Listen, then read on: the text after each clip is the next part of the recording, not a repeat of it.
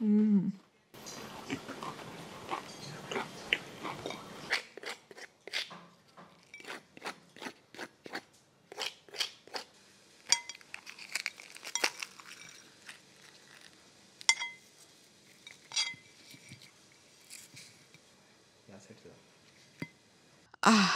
अशी खमंग होते ना ही साटोरी. आणि हे बघा मस्त अशी खुसखुशीत होते, छान खारीसारखे याला पदर सुटतात आणि सारण पण बघा असं रसरशीत याचं सारण बनून तयार होते. आणि ही साटोरी मस्त अशी खमंग खुसखुशीत राहते 15 दिवस. कमाल लागते. पटकन रेसिपी सुरू करूयात. नमस्कार, मी मधुरा. मधुराज रेसिपी मराठीमध्ये तुम्हा सर्वांचं खूप खूप खूप मनापासून स्वागत. आज आहे ना आपण मस्त अशी पारंपरिक खमंग खुसखुशीत जी छान 15 दिवस टिकते अशी खव्याची साटोरी कशी बनवायची ते बघूयात. इतकी अप्रतिम होते म्हणजे जिभेवर ठेवताच विरघळते. त्याचं आवरण छान खुसखुशीत होतं. खवा असल्यामुळे त्याचं जे स्टफिंग आहे तेही छान चवदार खुमासदार लागतं. कमाल बनतं. अशाच छान छान रेसिपीसाठी मधुराज रेसिपीला यूट्यूबवर पटकन सबस्क्राईब करा. तर साहित्य काय लागतं ते बघूयात. तर त्याचं आवरण जे आपण बनवणार आहोत त्यासाठी लागणार आहे 1 कप इथे मी घेतलेला आहे मैदा, अर्धा कप बारीक रवा, अगदी पाव चमचा मीठ आणि यातलं साजूक तूप हे जास्त आहे पण 2च चमचे साजूक तूप लागणार आहे, ते कडकडीत गरम केलेलं. स्टफिंग आहे त्यासाठी इथे मी घेतलेला आहे खवा. तर हा पाव किलो खवा आहे. 125 ग्रॅम पिठी साखर. पाव किलो खवा असेल तर त्याच्या अर्ध्या प्रमाणात 125 ग्रॅम पिठी साखर आणि अर्धा चमचा वेलची पूड. असं एक बेसिक साहित्य आपल्याला हवंय. अशाच मस्त चमचमीत आणि झणझणीत रेसिपीजसाठी मधुराज रेसिपी मराठीला सबस्क्राईब करा आणि त्याचबरोबर बेल आयकॉनवरही क्लिक करा. चला आता याचं आवरण जे आहे ते आधी तयार करून घेऊयात. इथे घेतलेला आहे 1 कप मैदा, अर्धा कप बारीक रवा, चिमूटभर मीठ. हे आधी मिसळून घ्यायचं रवा मैदा. आता मी नेहमी सांगत असते कुठलाही पदार्थ जेव्हा तुम्हाला कुरकुरीत करायचा असतो तेव्हा त्यामध्ये गरम तेलाची फोडणी घालायची. खुसखुशीत करतात तेव्हा थंड तेल किंवा तुपाचे मोहन घालायचं. आता हा पदार्थ आहे ना, हे जे साटोरी आहे याचं आवरण आहे ना बऱ्यापैकी असं छान खुसखुशीत झालं पाहिजे. त्यामुळे मी इथे फार असं थंड तुपाचा नाही वापर करत आहे. म्हणजे आपल्याला कचोरीसारखं नंतर नको आहे की ते असं थिजलं गेलं सारण. त्यासाठी इथे ना छान असं थोडंसं हलकंसं गरम केलेलं 2 चमचे साजूक तूप घातलेलं आहे. आता हे तूप आहे ना छान असं मिसळून घ्यायचं. हे जितकं असं मिसळून घ्याल ना, ब्रेड क्रम्ब कसे तयार होतात तसं एक क्रम्बली तयार झालं पाहिजे. हे जितकं एकसारखं होईल ना तितकं ते कोटिंग छान असं खुमासदार आणि खुसखुशीत बनेल. थोडा वेळ लागेल या प्रोसेसला पण हे करणं गरजेचं आहे. चला आता हे बघा, हे मिश्रण आहे ना छान झालेलं आहे.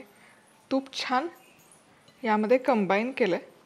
कोमट पाण्याचा वापर करायचा आहे आणि याचं आहे ना घट्टसर कणिक मळून घ्यायची. खूप सैल अजिबात करायची नाही आणि कोमट पाण्याचा वापर करा कारण तूप आपण यामध्ये घातलं आहे.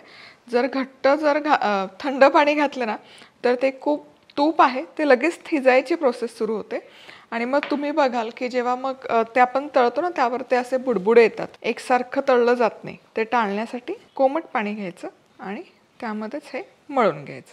हा आहे ना ऑलमोस्ट मळत आलेला आहे. आता हा गोळा असा एकजीव झाला ना की हा 1 मिनिटभर मळून घ्यायचा. ही पण स्टेप गरजेची आहे. असं नका करू की पाणी झालं, गोळा झाला आणि तो मुरण्यासाठी ठेवला.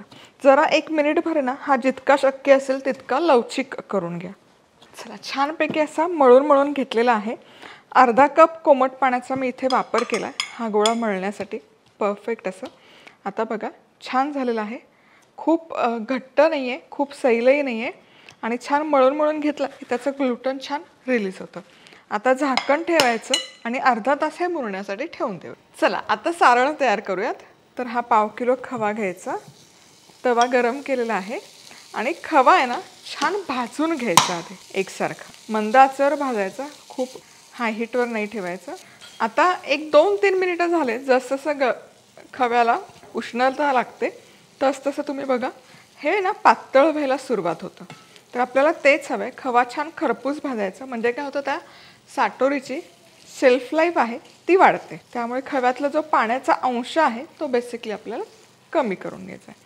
त्यामुळे आणखी एक 5 ते 7 मिनिटं हे छान भाजून घ्यायचं आहे खवा, छान असा सोनेरी रंग येईस्तोवर. आता एक 5 मिनिटं झाले की तुम्ही बघू शकाल हे आणखी पातळसर झालेला आहे खवा. असंच आपल्याला हा भाजून भाजून घ्यायचा आहे. आणखी हलकासा घट्ट होईपर्यंत हा भाजायचा आहे आणि त्याचा रंगही बदलला पाहिजे. चला, आता इथे हा जवळपास 10 मिनिटं खवा मी भाजून घेतला आहे आणि पाहू शकाल तुम्ही मस्त असा आहे ना, एकतर सुवास खूप छान दरवळतोय या भाजलेल्या खव्याचा आणि एकसारखासा बदामी रंग त्याला आलेला आहे. कुठे करपला आहे, कुठे खूप तांबूस झाला आहे असं अजिबात झालेलं नाही आहे. आता गॅस बंद करायचा आणि हलकासा हा कोमट करून घ्यायचा, खूप थंडगार नाही करायचा. हे खवा आपल्याला फक्त कोमट करून घ्यायचा आहे. चला, इथे हा खवा आहे ना हलकासा थंड झालेला आहे. आता हा फोडून घेऊया. बघा, एकदम सुका सुका होतो, पण ते ना हलकासा गरम पण आहे, कोमट पण आहे. यामध्ये घालूयात पिठी साखर.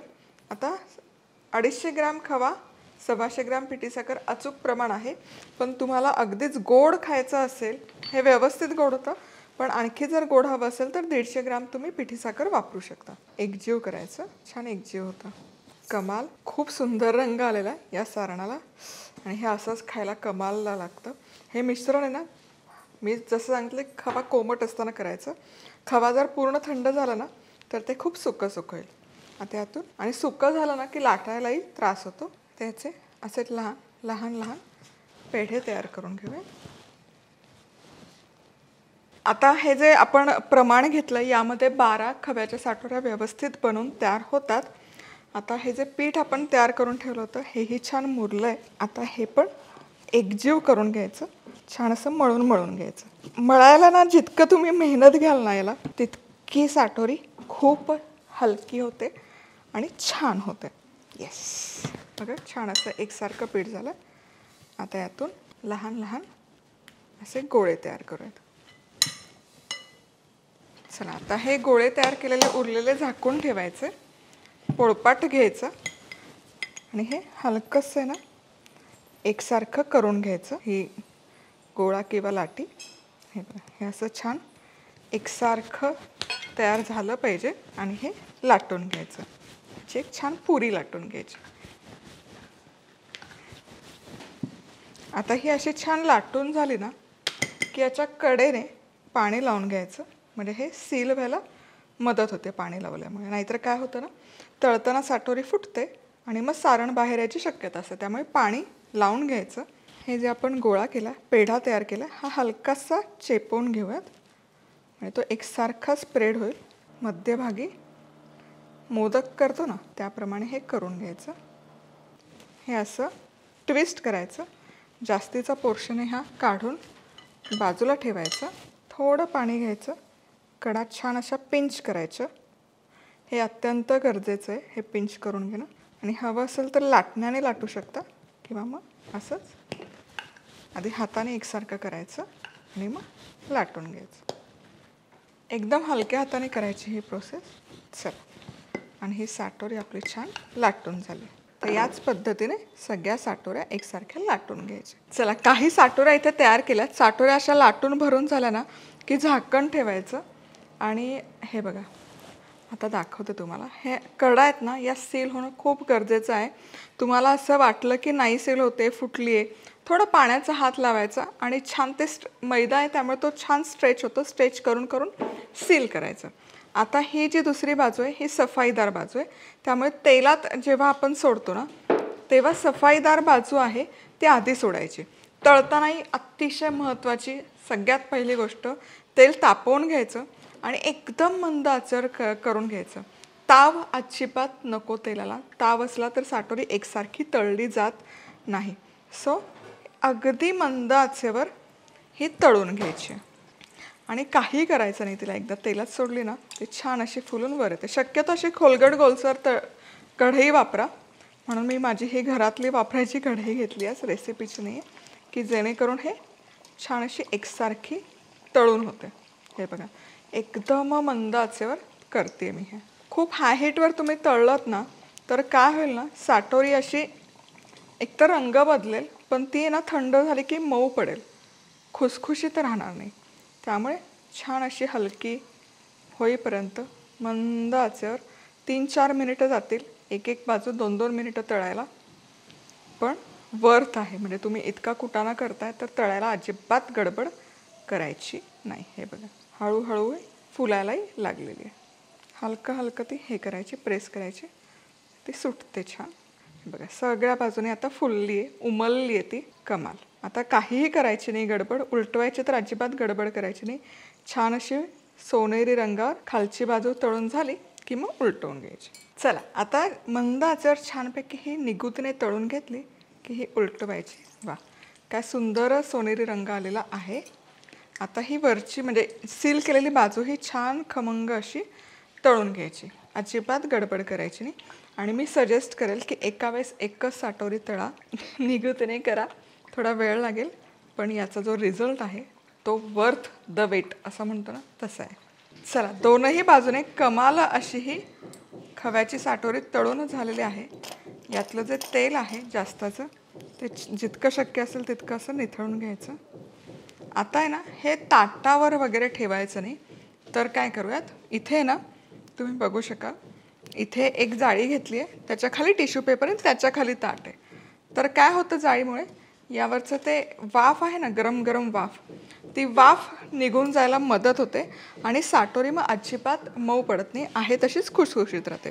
अशीच गरम गरम ताटामध्ये ठेवली ना की वाफ आहे ना त्या ताटाभोवती साचली जाते आणि ती वाफ त्यामध्ये परत साटोरीत कोंडली जाते आणि मग ती मऊ पडते. त्यामुळे शक्यतो जाळीवरच ठेवा.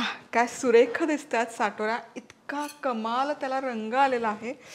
आता याच पद्धतीने सगळ्या साटोऱ्या अगदी निगुतीने मंद आचेवर छानपैकी तळून घेणार आहे. आता या साटोऱ्या थंड झाल्या ना की हवाबंद डब्यामध्ये साठवून ठेवू शकता आणि छान टिकतात. त्या 15 दिवस तर मस्त राहतात, अजिबात खराब होत नाही. म्हणजे लहान मुलांना डब्यामध्ये देण्यासाठी प्रवासात काही असा मस्त हलका फुलका पदार्थ तुम्हाला न्यायचा असेल ना, परफेक्ट पदार्थ आहे हा. मस्त असंच खुसखुशीत राहतो.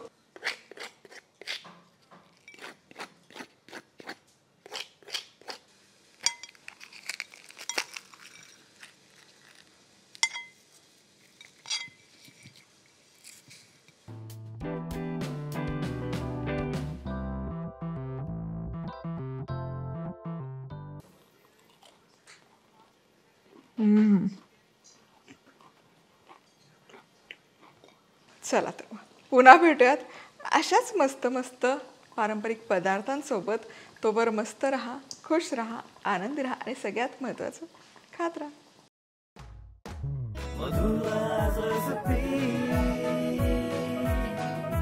मधुराज रेसिपी, महाराष्ट्राची अस्सल चव.